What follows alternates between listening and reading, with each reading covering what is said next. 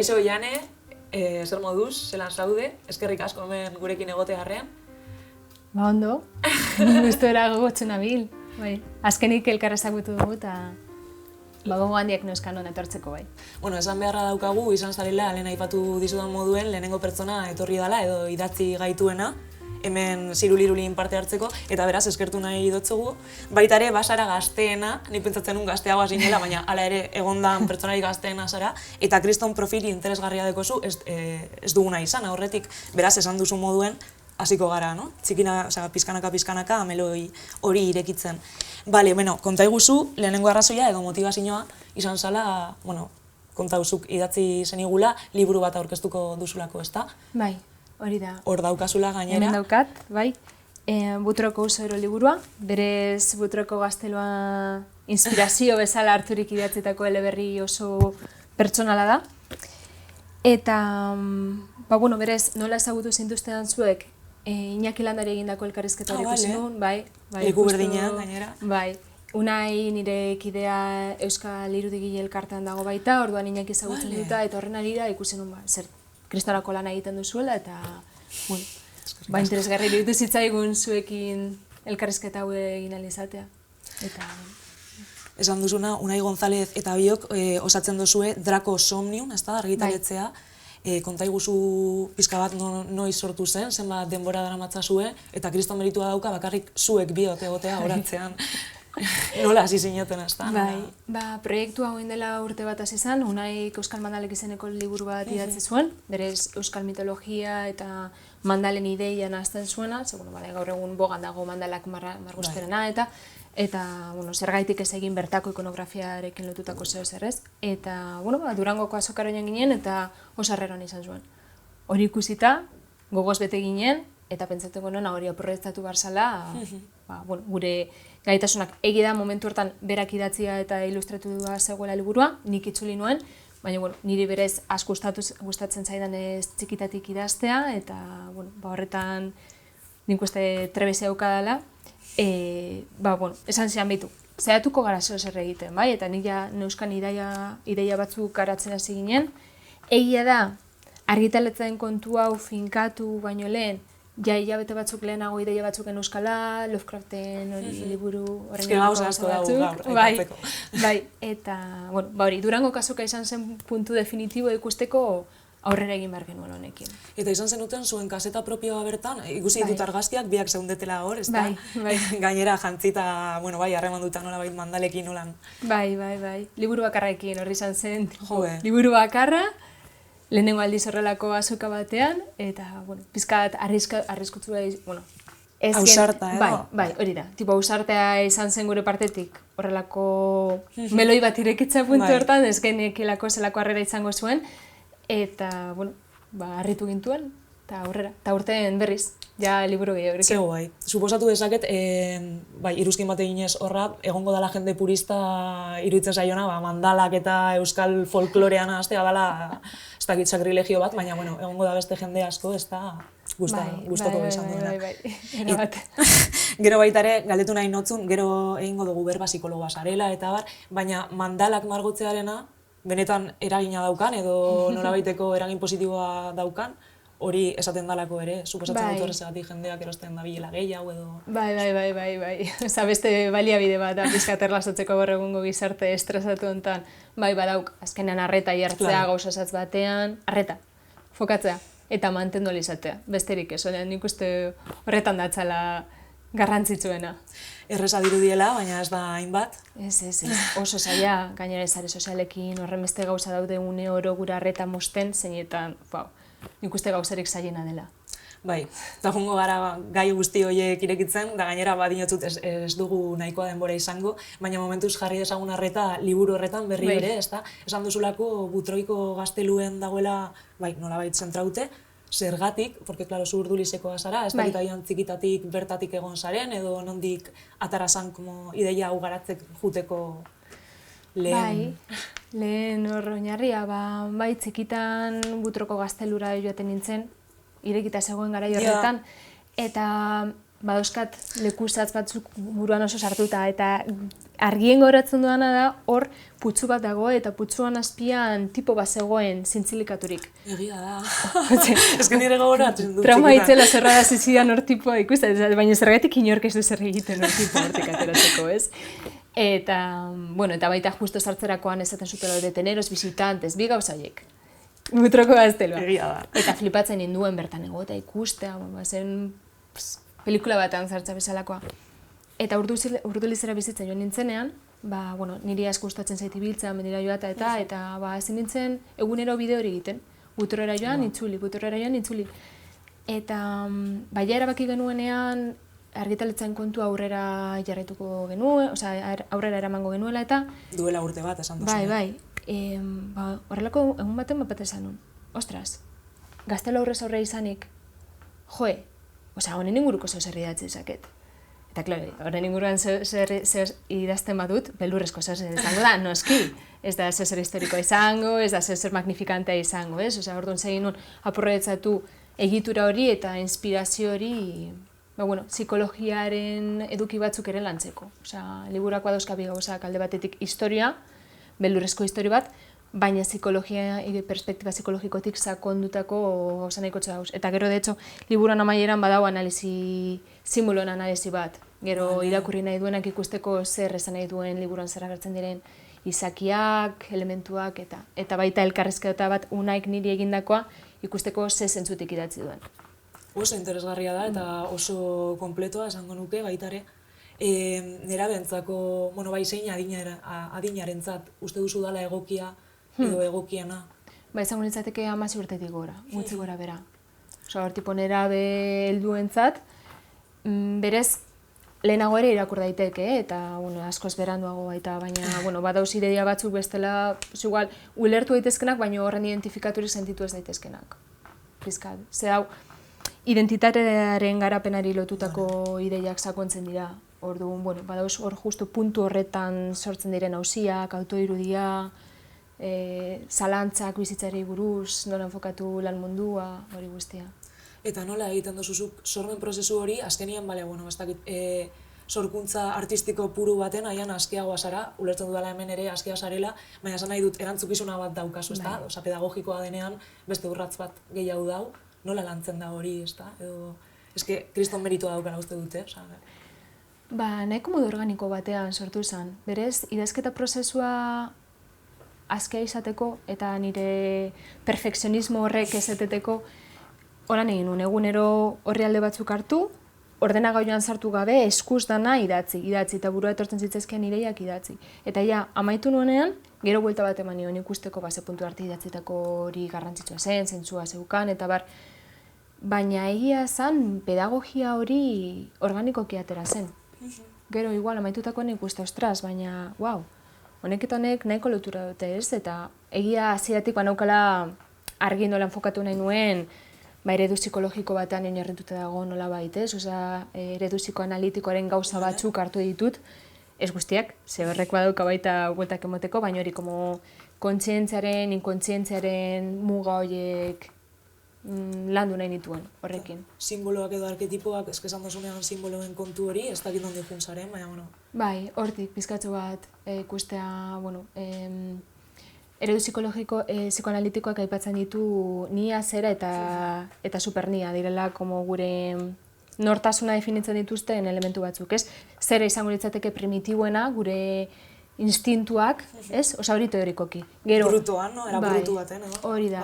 Gero, supernia izango litzateke morala, guk dauzkagun idealak, zer izan nahi dugun, nolako izan beharko genukeen, gure guraso eta horiek sartutako, ez? Eta hortik zurgatutako, eskolatik eta estatutik zurgatutako ideia horiek. Moduko bat izan daiteke hori, edo?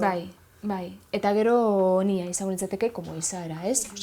Tipo Freudek oso erabat markatu eta ezberdintu zituen hiru maila horiek. Nik hartu ditut, baina ere nahaztu. Ez dut uste gauzak horren banaturik dauzenik. Eta zera ez da primitiboena eta instintu hutsa, baizik eta igual niko lan horretzen dute, gure naturari eta gure benetako desioi eta gaitasunei lotutako energia bat bezala. Pizkat, mistikoa dirudi guztionek, baina hori, antxianko teoria hori hartut, eta buelta bat eman nahi izan diot. Orduan, hori neukan hasieratik buruan gauzak idazterakoan. Gogorarazi dazu duela gitzi irakurri neban, ia ondo esaten dudan, Jungen esaldi bat esaten dauena, ametsak badira gure bizitza errealaren esanahia edo interpretatzeko modu bat, bizitza erreala ere badela gure ametsak interpretatzeko modu bat. Era bat brutala. Lagun batek esan zian antzeko zer, zeinetan, bakoitza bizi gara gure delirioan, ez? Askotan seinalatzen dugu gaixotasun mentala lotutako delirioa, ez? Eta pertsona errealitatetik deskonektatu da. Realitatea zein da, ez? Bakoitzak sortzen dugu gure pentsamenduekin. Orduan, bueno. Gainera, realitatea saia da, beraz, batzutan badauz esaldi horiek ere normal edo osasun mentala izatea gizarte honetan. Ez gara jungo gaitik, baina esaten dutenean patriarkatuaren seme osasuntsu bat dala, ez da, horrelako zerbait. Erabat ez. Baina, jarraitu dezagun horrekin, ez dakit protagonista nolakoa den kontatu aldiguzun, pixka bat. Protagonista gazte bata, gutxi gora bera 20 urte ingurukoa, berdina, egunero bideo hori egiten duena, eta momentu baten plantatzen duena, behitu zelako gaztelu itzela urte asko dramatza itzita, zeo zerri marko dugu, sartu barko dugu, ez? Eta idei horrekin obsesionatzen hasten da. Eta hori lortu alizateko plan bat sortzen hasten da. Eta horri lotuta momentu batean gazteluan sartzea lortzen du, eta bertan egoera eta izaki ezberdinak ezagutzen ditu. Berez gazteluari lotutako gauzak adierazten dizkionak, eta berez bere errealitateri buruzko gauza asko aditzera ematen dizkiotena baita. Oso interesgarria da, oso interesgarria. Gogoak piztu zaizkit irakurtzeko. Durangoko azokan esan duzu aurkeztuko duzuela, eta bestela jendeak jakin desan non eskuratu dezakeen edo, gabonetarako opari itzela da baita, ezta?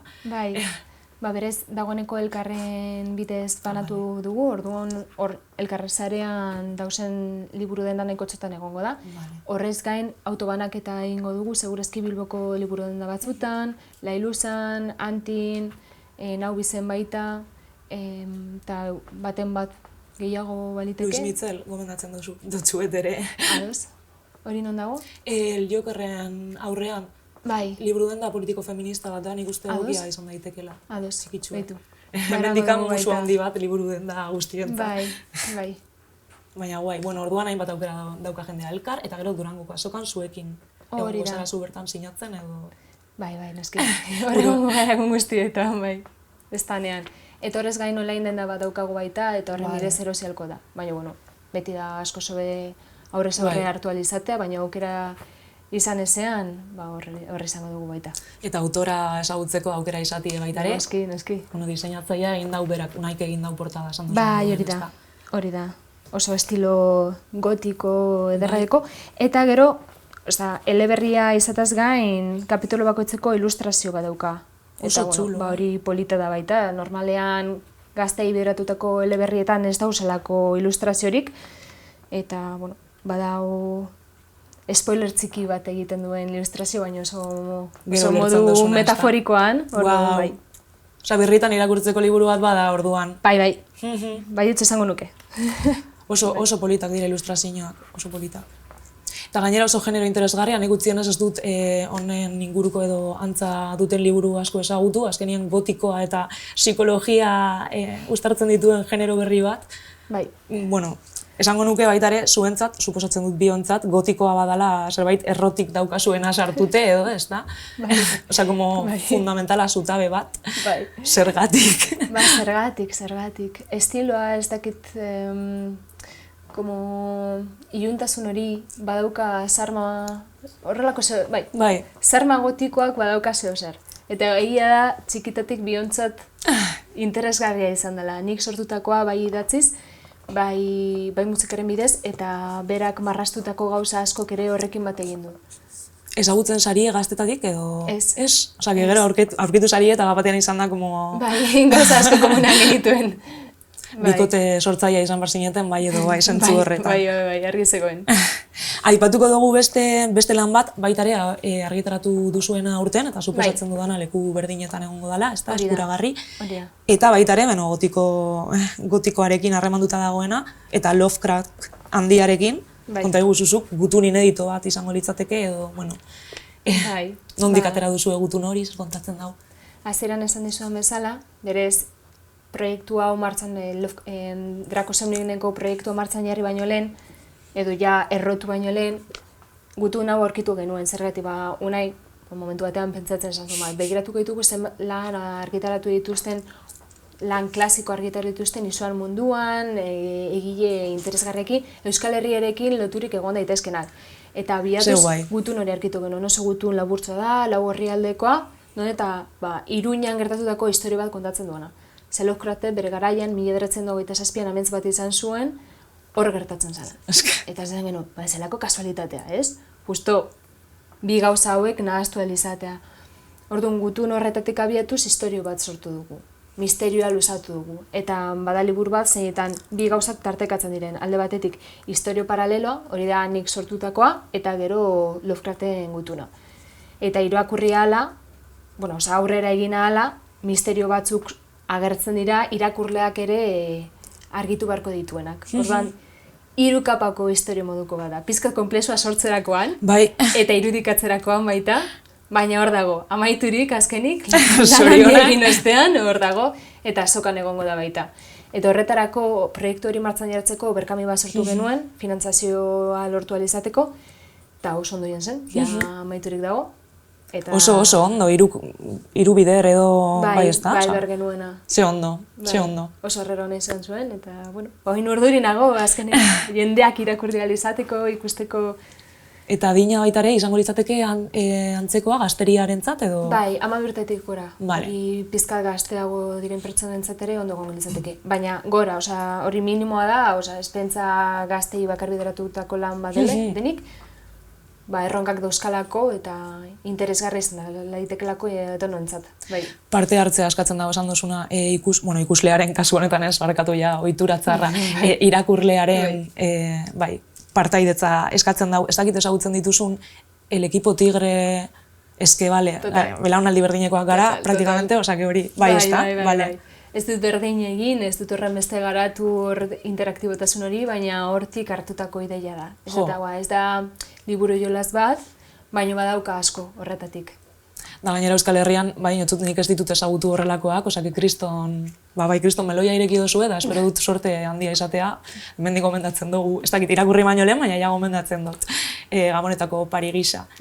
Eta gero Drakosomniurera itzulez eta aipatu duzunez, berkami sistema hori erabili duzue birritan? Bueno, Irutan. Irutan. Eta Irutan junda oso ondo, ez da? Bai. Lehenengo izan zen Euskal Mandalak. Hori oso ondo joan zen. Berez, esan duzun, igual pertsona batzuentzat sakrilegio bat ari gauzak nahaztea, baina beste batzuetan izan zen, zelako pasada, oso ideia hona da. Gero, Unaik egindako liburu bat argitaratu genuen horrela, detzana katalogo seres imaginarios, eta egin zuen luzuzko edizio batean, azalodiarekin, enkuadernak eta holandesarekin, pasada bat, berez sortzen oso liburu garestia, horregatik egin genuen crowdfundinga bestela hori, etekin garria izata zinezko izango zalako. Sistema honetan gainera, ez da, oso logituta, baina bai. Oso zaila. Berez, liburu hori imprimatzeak, 15 euro balio ditu, imprimatzeak. Orduan, hori ondo atera zen, justo. Atera zen justo imprimatu izateko eta gero aldeak banatu izateko. Hori, kolekzionismoari lotutako saletasuna, batez ere finkatzeko. Eta 3. hau izan da, Lovecraftena. 3. crowdfunding. Ez, barkatu. Hau 4. da, 3. Unaik egindako beste bat izan zen, ez dakit ezagutzen dituzun Magic kartak. Bai. Baiola horri lotutako luzapen bat egin zuen, berak ilustratutako 140 kartekin, proiektu potentea. 80ko hamarkadakoa da bera ere, ez da? Gaina baitzen da. Baina referente guztiak hartu dituzue eta oso nahasketa ederra egiten ari zarie. Eta pizka bat, berkamiren inguruan, aparte esan duzuna, holan badakizula egingo duzuna salduko dala, nola baiteko ekologismo alderdi hori badauka, baina gero interesgarria da komunitate bat sortzen dauela, edo ez dakit agian hain bakarkako gizarte honetan, nun zu juten zaren FNAC batera, edo ez dakit beste makro denda batera eta erosten duzun kontu hori, hemen zuzenien, sabiz, prozesua segitzen, ez da, gero updateak egin behar dituzuelako, da, ez da, bueno, ez dakit nola doan, sarien kontu hori, eta eguneratu, eta jaso publikoaren bai arreta hori nolakoa da, esperientzia hori, eta beraiekin harremanetan egote hori. Ba, oso intentsoa. Oso bizigarria berez, bai, noski. Berez, egunez egun ikusten duzulako sarrera izaten ari duen, gero jendeak ere gauza galdetzen ditu, zehazten laguntzen dizu. Berez, hori martxan jartzen denean liburu oraindik ez dago amaiturik. Orduan, hor prozesuan jasotzen dituzun feedbackak eta ondoria daukate eta kontuen hartzen dira. Berez gainera, bueno, crowdfundingek funtzionatzen dute mezenazgoekin, orduan pertsonek diru bat emoten dute proiektu aurrera atera izateko eta horren trukez ari bai jasotzen dute, ezta? Eta horrekin guztiarekin azkenan lortzen duzu proiektua finkatzea. Eta hori, prozesu polita da. Lana da, baina bai, hori da. Eta azkenean bai hartu eman hori, ezta? Nemilen pentsatzen horien ez dakit intentzioa deko zuen, zuk argitaratu duzun liburu hau jarraitzeko, edo saga bat egiteko, ez dakit beste horrelako lekuetara juteko, hainbat dauzela, Euskal Herrian gainera izan daiteke Gaztelu Baltza, okurritzen zaitoin, baina ez dakit leku magikoak olan idazteko. Pertsonai berdina erabiliko zenukeen, edo ez dakit. Ba, ez dut pentsatu. Pentsatu genuen horrelako langileago lantzea, baina ez dut pentsatu pertsonai berdina erabiltzea edo ez. Vale. Ikusiko duzu, zaila da pertsonai erabiltzea. Ai, semi-spoiler edo. Jode, vale. Bueno, bilatu beharko dut ahalik eta lasterren jakiteko. Vale, Oiane, eta gero zure profila, pitzin bat egin dugu berba, baina esan dugu psikologa zarela, baina oin bazen bertan zentratzera pitzin bat. Tatuatzailea ere basara, musikaria, baina jungo gara pizkanaka, aspertzen ez da. Bueno, ez. Orokorrean, azken urtean zer denbora faltan izan dut gauzak egiteko. De hecho, tatuajeak egitea asko gustoko dut eta paralizatuta dukat proiektua pizkat ez duarako denboraik. Eta hobeto bestela salik gabe geratuko naizako, baina... Gainera, menos mal ezin dituzula, edozein lekutan norberari ez da tatuajea egin, baina... Mugaturik dago, amaituko zait, oso goiz. Eta kuriosoa da, horretan ere, Draco Somnium, ireki dezakezuela tatu bat baita ere, ez da, biak zabiziela... Noski, diseinu guzti hauekin tatuaje superpolitak egin ditzakegu, bai. Bai. Pentsatu genuen, Instagram bat ateratzen eta hor dago arbel batean apuntaturik izena eta... Zego, bai. Baina zuke egingo zenuke, gero kudeatuko zenuke zuk Instagram hori, zer gertatzen zaizu sare sozialekin? Ez, hori unaik egin behar du. Azken egin zajoak bera egin behar ditu erralako gauza. Bueno, egia esan, crowdfundingaren kontuarekin eta nahiko sartu naiz marketing kontuetan eta lan bat egin dut. Bai, asko kostatu zait, jo, ez dakit zer daukan horrekin asko blokeatzen naiz eta, dilemak sortzen dira. Ez que aurrerago aipatuko nuen, baina ez du momentua dela hori, zuk ez dituzula sare sozialak, ia da Telegram esan duzu baiet, eta bloga. Eta LinkedIn daukat baita. Hori da, nahikoa, suficiente, baina, klaro, eragin hori eta orain erabili dituzula pizka bat, nabarmenagoa izango da, edo zer esango zenuke gainera psikologa izan da, ez da, honen inguruan. Berez, bere garaian sare sozialek izan ditut, noski, Twitter, Facebook, Instagram izan dut, baina... Nik nabaritu dut nire identitatearen garapenerako oso kaltegarriak izan direla. Momentu askotan, tentsio asko, estres asko zorrazi didate, WhatsApp kendu nuen taldeek asko estresatzen dautelako. Ezin dut. Arretaen kontua, hor mandala egin alizatearen kontuan guztiz kontrakoa da WhatsApp talde bat izatea. Orduan, bertan egon naiz, eta gaur egun nahiago dut horretatik alik eta parte egotea. Harremanak moztu gabe, noski. Hortik ateratzen zarenean, automatikoki pertsona askorekin jaztu zuitze egiten. Baina, horrez aurre ikusi ditzaket, agian gutxiago, baina ere energia gehiago jartzen dut egoera horiek sortu alizateko. Azken urtean zer denbora gutxi izan dut egia zanklera ateratzeko, baina, beste motatako harreman batzuk sortzen dira. Baina, klaro, egin berdinean Instagram bada gure bitartekoa proiektuei buruzko informazioa helarazteko, orduan, hor dau dilema.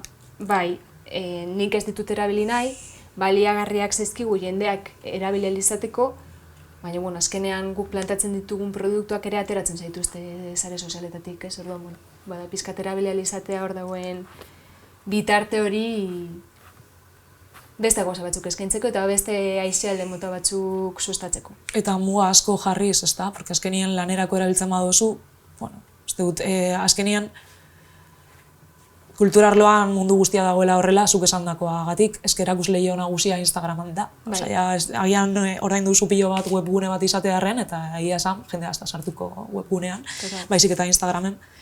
Eta orduan badirudi esan dozuna, desagertzen zarela, ez basauzo hor, baina, klaro, nik uste dut hau dala mundu guztiak pentsatzen dagoena, eta badirudi bertan mantendu behar zarela, baina behin bertan mantentzen zarenean, muga horiek mantentzea da, saia ikusten dudana. Ez dakit aholkuren bat daukasun, profesional bat moduen, arlo honetan, edo ikusten jungo zaren noin agian erabili behar dituzula, ez dakit. Nolabait denbora muga bat jartzea. Eta batez ere kontziente izatea zer eragin izaten nahi duen horrek zure buruan, ez? Osea, ni badakit urdiren nagoenean aztan ezela azala aztatzen, adibidez, ez? Hori nire kasua da. Orduan Instagramen egongo banintz eta batean zer ikusten badut txarto sentirazten didana, konparaketak hasten direnean, ez? Edo zen gauza, horri harreta jartzea, ez? Eta, zer sentitzen ari dut honekin, ez? Bueno, horrelako, harreta jartzea. Momentuan egotea, azkenien, sare sozialak dela beste edozein lekutan egotea, momentuan ez ezik zentzu batean. Bai, eta hain batean, claro, realitatea zer da? Realitatea da oin gauz hemen, ez? Grabatzen, elkarrekin hitz egiten. Baina, claro, mugikorra hartzen duzunan eta beste elkarrizketa batera soazenean, hori erreala da baita, bai, hain batean, bai. Baina, ezin duzu ukitu. Zuk ukitu izakezuna mugikorra da, ez? Izaten ari izanen elkarrizketa hori, ez? Orduan, bueno, hori argi izan beharko genuke. Eta ez daukagu argi, eta gero jende gaztearen artean nemila noin pentsatzen, ez dakit argi daukaten, ez dakit formakuntza nahikoa dagoen bertan, zuk izan dituzulako, esperientzak edo lan egiten duzulako arlo honetan, ez dakit nola ikusten duzun. Azkenien gu 80ko hamarkadakoak izan da, eta gure aurretik datorren jendea, nola baita esateko, heldutasun erlatibo batekin heldu gara sare sozialetara, da gainera nahiko primitiboagoak ziren, garai horretan, txat de terra eta guzti hori, baina oin, dauzela pilo bat, heltzen dira supergaztetatik, eta orduan nola kudeatu hori, ezta? Nik ez ditut seme alabiko indik, baina beldurra ematen doztaia kontu hori. Mugikorra askatzen dizutelako, zuk ere agian ez dekozulako denborarik, eta mugikorra ematen dizulako oso gazteak direnean, nola eramaten da, eta batez ere ez dakit aipatu dezakezun zuk bizitako esperientziak edo zer ikusi duzun horren inguruan.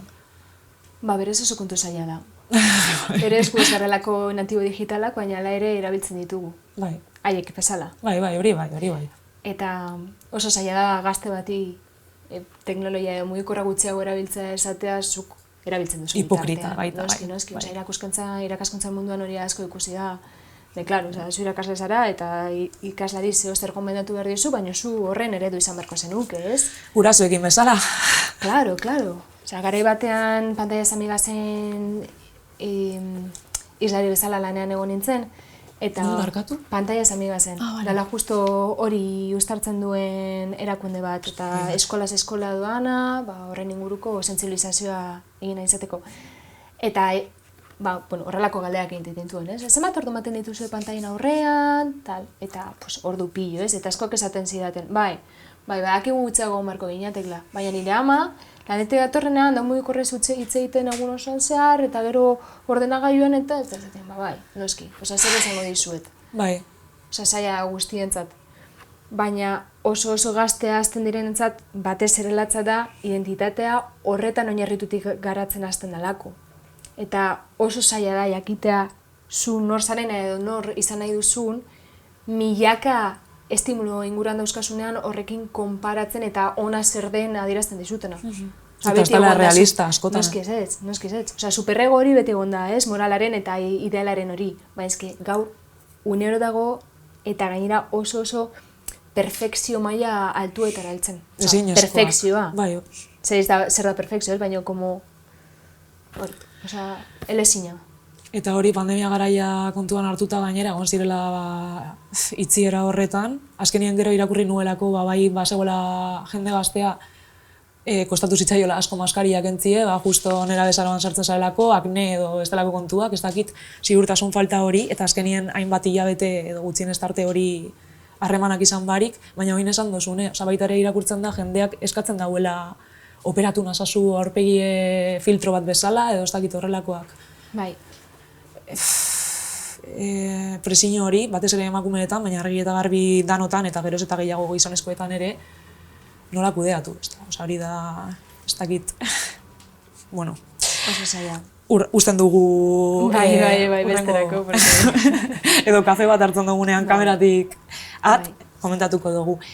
Zure pertsonara itzuliz, edo zure interes haundi batera itzuliz, ongo litzateke novela gotikoa edo gotikotasun hori, ez dakit musika arloan baitare, eta irakurri dut, lehen aipatu dizudana, baina hori izuzalea izan zarela txikitatik, Elm Street pelikula, ez da, ikusi zenuenetik, 7 urte zenituela, ez dakit gomentatuko zenuken adin horrekin ikustie.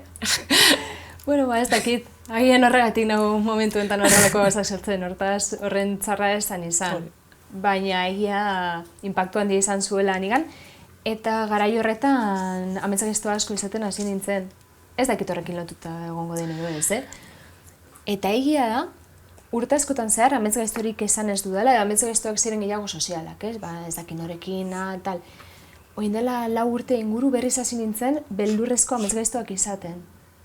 Izakiena, monstruena, ikusten ez ditudan presentziena, berriz itzuli da. Ze guai, asko zobeto. Falta botatzen nuen, Claro. Falta botatzen nuen.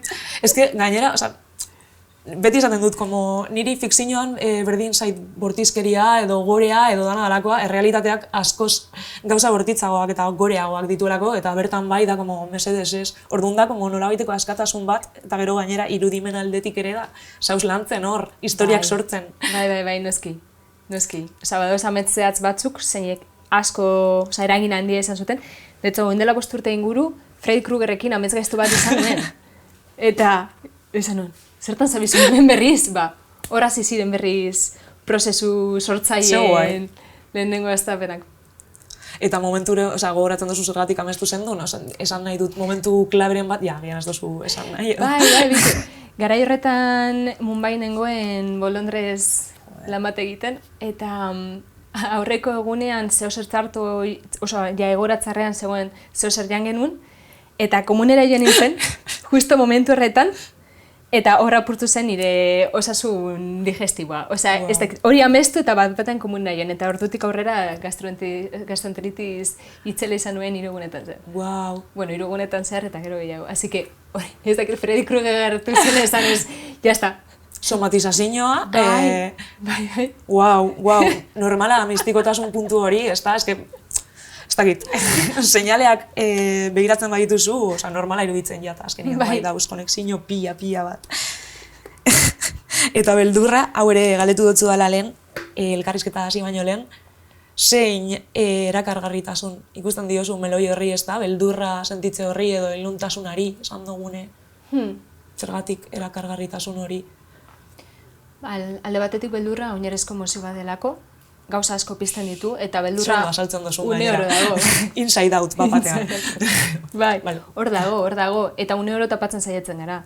Eta nik uste tapatzen saiatzagatik arazo asko sortzen direla. Ez gara gai gure burua ulertzeko, beste ulertzeko, ez dana guaiarenak egiten saiatzen dugu, eta hor dago, ez? Orduan, alde batetik, zergatik sortzen du horren beste erakargarritasuna beldurrezko historioek eta nik uste alde batik badaula morbo pizka bat, ni saiatu naiz morbo hori ez erabiltzen, ez delako nire helburua. Baina bai hitz egitea, ni helburua da hitz egiten ez diren gauzen inguruan. Azaleratzea. Tipo, Mr. Wonderful azal hori kentzea, besterik ez. Baina hori ez da morboa, hori zerbait beharrezkoa gana da, ez da? Bai.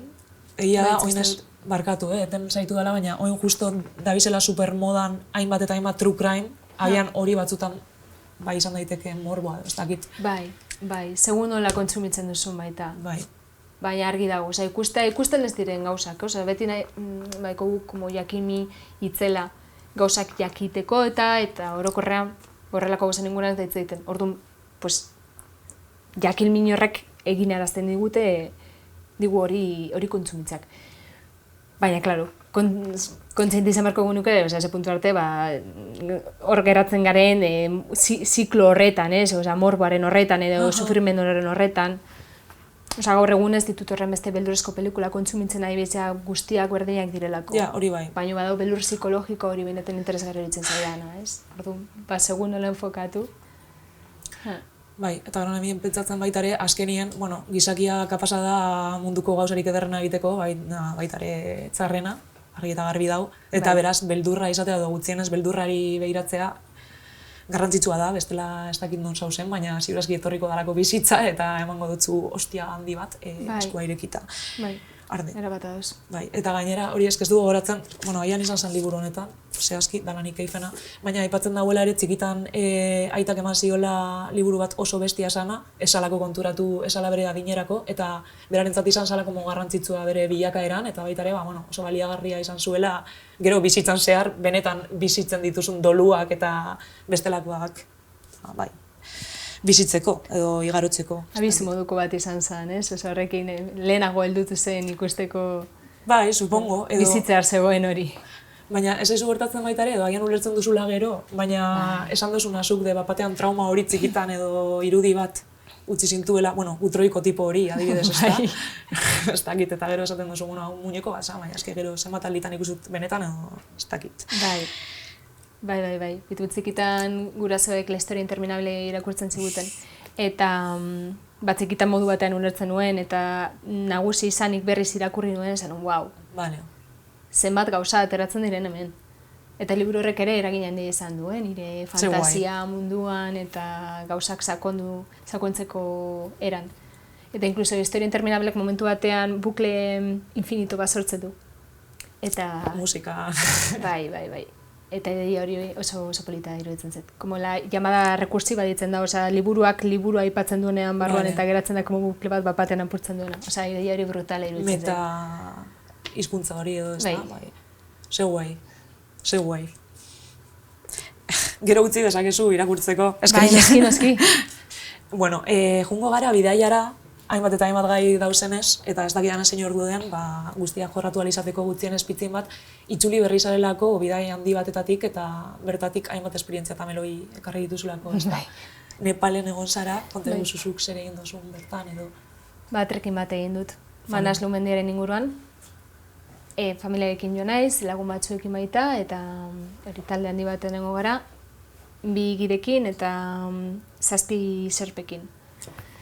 Eta horretan, osea, etorri berri naiz, zuk egora nago oraindik lehenengo soka bertara joatagatik, eta gero itzulerak batez ere zorrara zidan zuk horregatik. Osea, dana horren perfektua, horren garbia, horren polita, horren bizi baldintza bikainak, eta, bueno, eta baita turismo eredu horrengatik, osea, gauza asko zalantzan jartzen, egon naiz egun azken egun honetan zer. Oso interesgarra iruditu zait hori, Nepalen egon zarela eta trekin bat egiten munduko mendirik altuenetean, baina esan duzu izan dela saia psikologikoki. Eta ulertu dezaket, aipatu dizu dalako ere, lehen ni ere bidaiatzen dudanean, neure buruari asko galdetzen dio dalako hori. Ez dakit zein dan era, ez da? Horren inguruan ere berba egin dezakegu pitzin bat nola egin bakoitzak edo duintasunarekin, baita ere kontziente izati ez da, azkenean agian batzutan goaz eta jartzen dugu pultserita hori dana sartunte dagoela eta ez gara konturatzen nola eragiten dagoen. Zerpen inguruan ez dakit zuk esan duzuna harremana eta nola behiratzen zintuzten estralurtar bat izango gazina bezala hori zelan. Esperientzia bitxia izan da. Claro, hasieratik oso markaturik dago ezberdintasuna, ez? Osea, gu turistak eta alde batetik gu laguntzen gaituztenak. Guretzat lan egiten ari diren pertsonak, ez? Nik nahiago nuen ikusi laguntzen gaituztenak. Baina diru baten truk egiten ari dira hori. Eta oso arrotza iruditzen zait harremana. Osea, ikusten nola eramaten dituzten 30 kilo, hemen horrelako zinta batekin saman. Hala ere, bueno, osea, egunek aurrera egin ahala, gidekin hitz egiten, osea, zerpekin ez horren beste ez genuelako hizkuntza berdin hitz egiten, baina batez ere gidekin horren inguruan hausnartzen, ikusten duzu, herrialde horretan pertsonak gaur egun sasoia egiten dute, ez, bertakoak baita, baina ingelesa zekiten gutxi gara bera, batek batez be.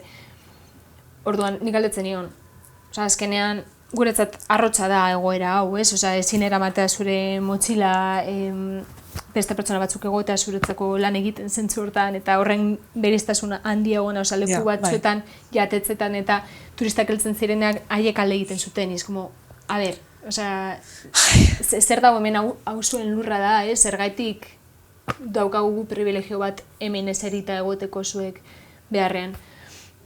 Eta, bueno, momentu batzuetan ikusten nuen baita zegoela aukera bat, sasoia lan egiten dute, dirua lortzen dute, gero denbora bat egon ari izateko, diru horren bidez bizi ahal izateko eta bar.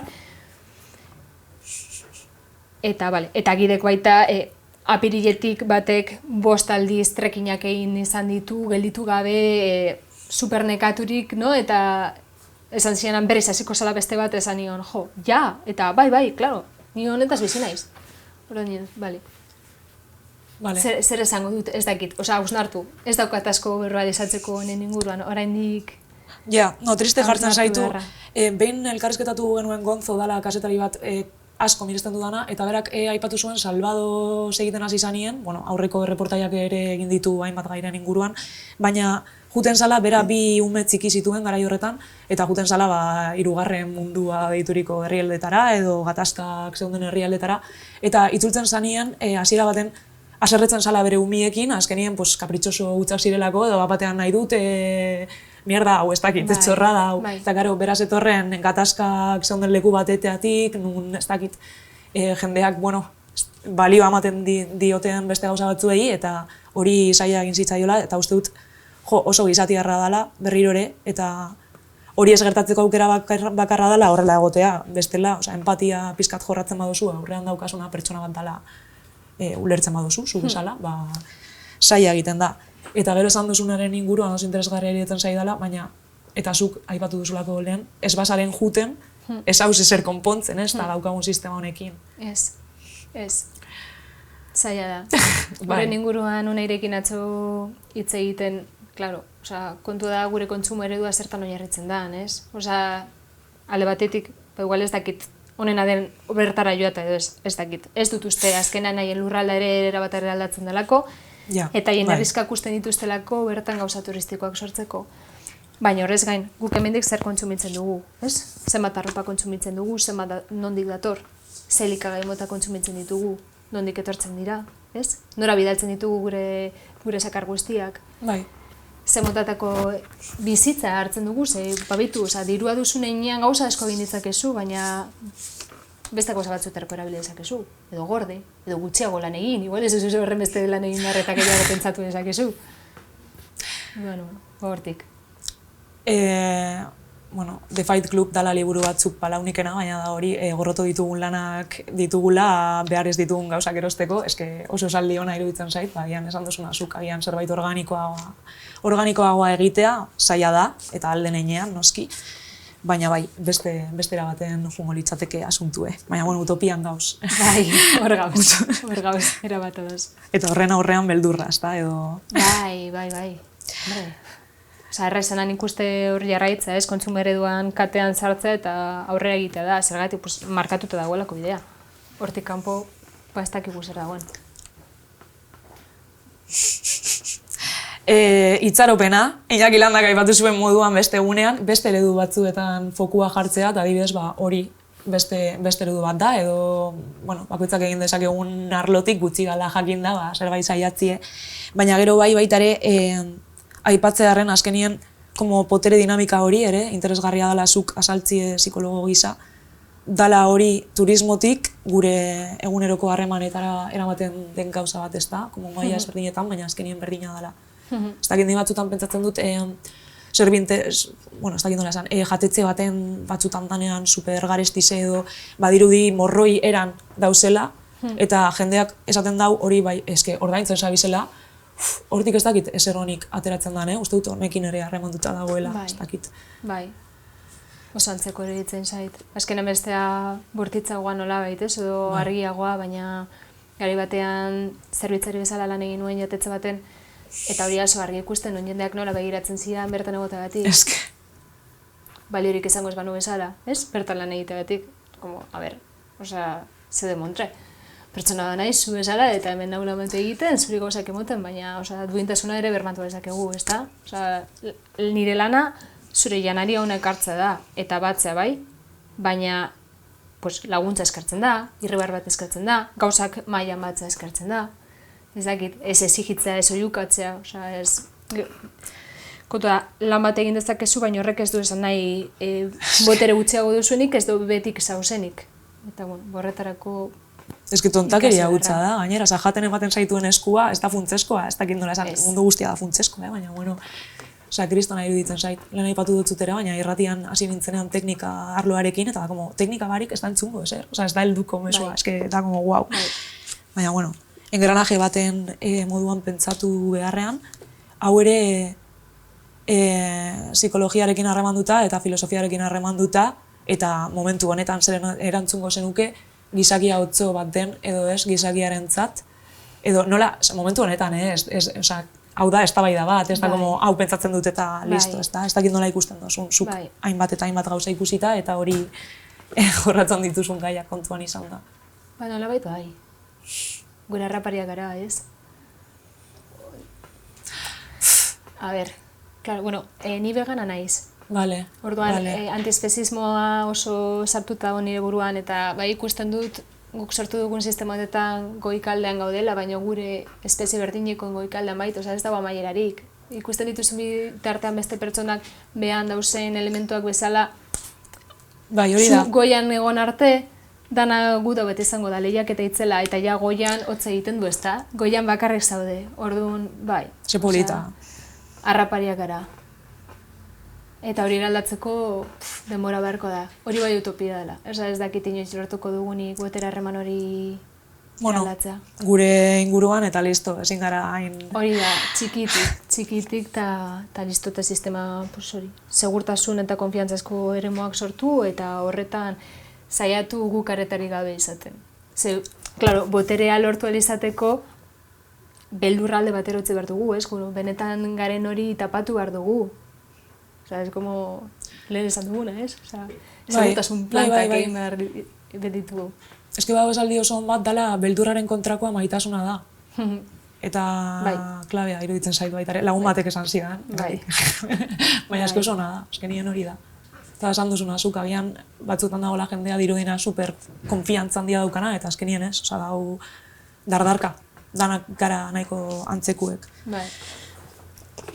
Bai, gero ja, azkenengo meloia eta baita ere itxaropentzua bukatzeko ez dakit nola egingo dugun, baina botere harreman guzti hauek ere eramaten gaituztela azkenien harreman toxiko horiek eukitzera eta gazterian, batez ere nola ikusten duzun hau, estadistika batzuk kontuan hartuta ez dagoelako oso ondo, eta zer egin daiteken ere, zerbait baikorra sartzearen ez da, ez geratzearen hor badakigunaz berbetan eta listo. Bai, klaro. Lehen esan duguna, ez da botere beharra izanik, saiatzen gara boteretsuak direla pertsibitzen ditugun pertsona horien gana gerturatzen. Eta hori, horrek ez du zentzurik, ze berez pertsona boteretsu horiek ez dira, berez horren boteretsuak, dana plantak eta hau, antzeslan itzela da. Orduan, horri egiteko, nolabait identitatea sortzerakoan, osasun mentalaren oinarriak ondo definitu beharko lirateke. Hezkuntzaren bidez, beste hezialde eredu batzuen bidez, jai munduaren, alkoholaren munduaren hezialdi ereduak ez du laguntzen harreman toxiko horietatik urruntzen. Azkenean oso jarrera primitiboak indartzen dira, ez da? Como inkontzientea horrez, zera hor askatzen dugu eta sustantzia toxiko asko da, jaieretan, berez eraso gehienak testuinguru horretan gertatzen dira. Orduan, testuinguru lasaiagoak sortzen. Pizkat introspekzio hori garatu alizateko, hausnartu alizateko, jakiteko zer nahi dudan, zerrez, sare sozialetatik pizkat urruntzea, ez erabat, ez, baina pizkatxo bat, pizkat budismoaren ideiak hartuta, presenterekin bat egitea, sentitzea, ikustea, entzutea, horregotea. horrelako zer uste dut izango litzatekela eraginkorren horretarako. Eta pentsamenduak analizatzea noski, ikusta eta saiatzea ulertzen zaiate pentsamendu batzuk datozen, zergatik ez, ze zentzu daukan. Eta norberaren harretan ezagutza gehiago garatzeko edo, liburuak irakurtzea edo ez dakit bakoitza, porque jokaro entzuten dotzut hori esaten, eta ni saiatzen naz, eta psikologora noa, eta baina hala ere batzutan eskez nau nire gorputzean ez dakit, nola egin dezakegun, ez da, bueno, supongo bakoitzak izango dituela tresna ezberdinak, mandalak edo euskal mandalak tresna ona dira, eta horrelako liburuak irakurtzea ere, edo, bueno, ariketa fisikoa agian, edo... Bai, behitu. Ariketa fisikoa egitea, bestea, ibiltzen joatea, bueno, eberdina, margostea, azkenean arteak badu euskala horretan gauza asko emoteko, lasaitzeko, ikusteko zer nahi duzun, zer ez. Badago esaten duenak hori modu bat dela, baita arreta desbideratzeko beste gauza batzuetara azkenan como... Egoazinoa... Bai, horrelako zer. Baina nire ustez, segun nola egiten duzun. Aukera ematen du benetan, jakiteko zer nahi duzun, burua pizkat isiltzeko eta ikusi izateko. Segu ez gara pentsatzen dugun hori. Eta hor dago oinarrizko gauzetariko bat. Oso zaila da ikasta hori banatzen, nire pentsamenduak dira, baina ni ez naiz pentsatzen dudan hori. Ja, hori bai oso zaila dela, ia da, bai. Ez da besteak pentsatzen dutena ere Anariren kanta batek esaten dagoen moduan, justu, baina bai. Claro, behitu, hor dago nire ustez gauza zaiena da. Igual nik pentsatzen dudan ez naiz horren kontziente, baina bestek pentsatzen dutena edo esaten didaten beste iritzi horrek, zelako presioa sorrarazten duen. Orduan, bueno, testuinguruak sortzea horretatik pizkat irten alizateko eta lasai egon alizateko. Honelako testuinguruak bezala baita ere. Bai, hitz egitea, hausnartzea lasaitasunetik, ez hausnartzea. Askotan elkarrizketetan hitz egiten dugu, aurreratuz besteak zer esango digu, nire erantzuna izateko zentzuduna eta ez, jolas horretatik irten beharra dago, bestela ez dago zer egiterik nik uste.